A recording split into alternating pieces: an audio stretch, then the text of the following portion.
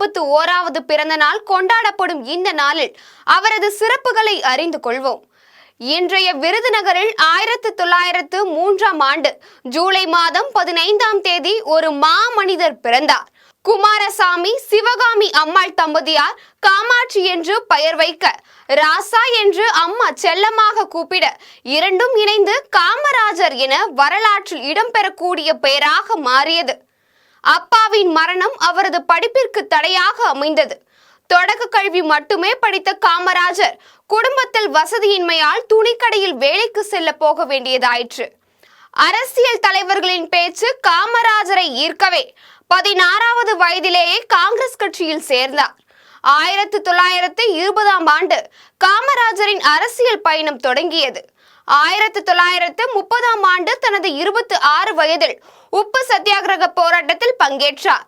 ராஜாஜி தலைமையில் வேதாரண்யத்தில் நடைபெற்ற போராட்டத்தில் பங்கேற்ற காமராஜர் கைது செய்யப்பட்டு ஓராண்டுகள் கல்கத்தாவில் உள்ள அலிப்பூர் சிறையில் அடைக்கப்பட்டார்.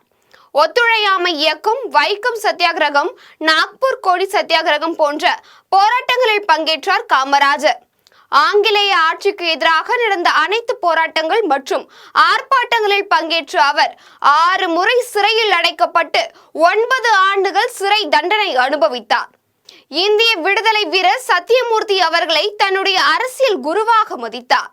1936ஆம் ஆண்டு சத்தியமூர்த்தி காங்கிரஸ் தலைவராக பொறுப்பேற்ற போது காமராஜரை செயலாளராக நியமித்தார். இந்தியா விடுதலை அடைவதற்கு முன்பே சத்தியமூர்த்தி அவர்கள் இறந்துவிட்டார். ஆனால் காமராஜர் இந்தியா சுதந்திரம் அடைந்த பிறகு முதலில் சத்தியமூர்த்தி வீட்டிற்கு சென்று தேசிய கொடியை ஏற்றினார்.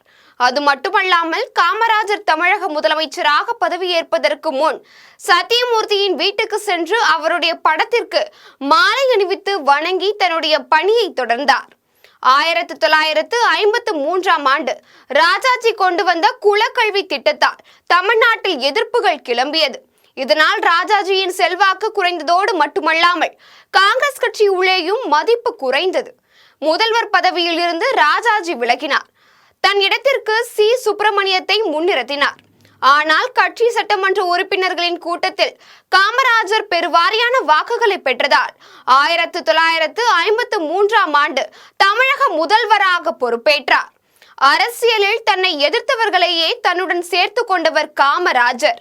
1953-54ஆம் ஆண்டில் தமிழக முதல்வராக தேர்ந்தெடுக்கப்பட்ட இருந்த நேரத்தில் முதல்வர் பதவிக்கு சி. சுப்பிரமணியமும் போட்டியிட்டார்.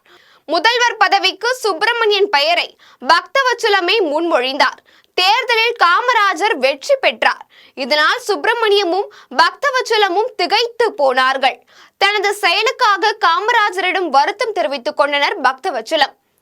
இந்த நிலையில் தன்னை எதிர்த்து போட்டியிட்ட சுப்பிரமணியத்தையும் அவரை ஆதரித்த பக்தவச்சலத்தையும் அமைச்சரவையில் சேர்த்து கொண்டார். இது பற்றி சிலர் காமராஜரிடம் கேட்டபோது, என்னை எதிர்த்தவர்கள் என்பது ஒரு பக்கம் இருக்கட்டும், ஏற்கனவே அமைச்சர்களாக பதவி வகித்து அனுபவம் பெற்றிருக்கும் அவர்கள் சேவை நாட்டுக்கு பயன்பட வேண்டாமா என்று பதிலளித்தார். மதிய உணவு அளித்தால் கண்டிப்பாக ஏழை மாணவர்கள் பள்ளிக்கு வருவார்கள் என்று முடிவு செய்து மதிய உணவு திட்டத்தினை துவங்கினார். மேலும் குலக்கல்வி திட்டத்தினை கைவிட்டார். தமிழகத்தில் மூடியிருந்த 6000 பள்ளிகளை மீண்டும் திறந்தார். மேலும் 17,000த்திற்கும் மேற்பட்ட பள்ளிகளை தமிழகம் முழுவதும் உள்ள சின்ன சின்ன கிராமங்களுக்கு அவரே சென்று திறந்து வைத்தார்.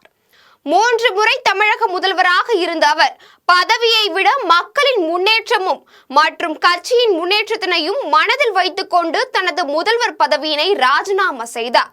அதோடு இளைஞர்களின் கையில் நாட்டினை ஒப்படைக்க வேண்டும் என்றும் சிந்தித்தார். அதே ஆண்டு அவர் டெல்லி சென்று காங்கிரஸ் கட்சியின் தேசிய தலைவரானார். அவர் சொன்னால் இந்திய தேசத்தின் பிரதமரை நியமிக்கப்படும் அளவிற்கு அவரின் செல்வாக்கு கட்சியின் மத்தியில் இருந்தது. கிங் மேக்கராக திகழ்ந்த காமராஜரை போல ஒரு தலைவரை இந்த நாடு பார்த்திருக்காது. வாழ்நாளில் பல உதவிகளை மக்களுக்காக செய்த மக்கள் தலைவன் காமராஜர் 1975ஆம் ஆண்டு அக்டோபர் 2ஆம் தேதி தன்னுடைய 72வது வயதில் காலமானார். ஒரு மாநிலத்தின் முதல்வராக இருந்தும் சாகும் வரை அவர் வாடகை வீட்டிலேயே வசித்தார். மேலும் கதர் ஆடையினை மட்டுமே வைத்திருந்தார். அவரது வங்கி கணக்கில் இருந்தது வெறும் 125 ரூபாய் தான். தமிழக காங்கிரஸ் கட்சி தலைவராக காமராஜர் இருந்தபோது தமிழகம் முழுவதும் கட்சி வளர்ச்சிக்காக நிலங்களும் கட்டிடங்களும் வாங்கப்பட்டன. சென்னை தேனாம்பேட்டையில் காமராஜர் அரங்கம், சத்தியமூர்த்தி பவன் கட்டிடம் என தமிழ்நாடு முழுவதும் 10,000 கோடி ரூபாய்க்கு சொத்துக்கள் காங்கிரஸ் அறக்கட்டளை பெயரில் வாங்கப்பட்டுள்ளன. தனக்காக எதையும் சேர்த்து வைத்துக் கொள்ளாத தலைவர் காமராஜர் அதனால்தான் கர்ம வீரர் என்று போற்றப்படுகிறார்.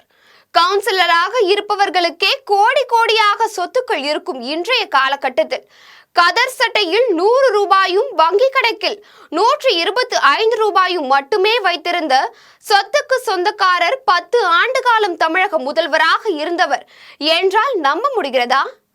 பொற்கால ஆட்சியை கொடுத்த தலைவர் காமராஜரை பற்றி இன்றைய இளம் தலைமுறையினர் நிச்சயம் படித்து தெரிந்து கொள்ள வேண்டும்.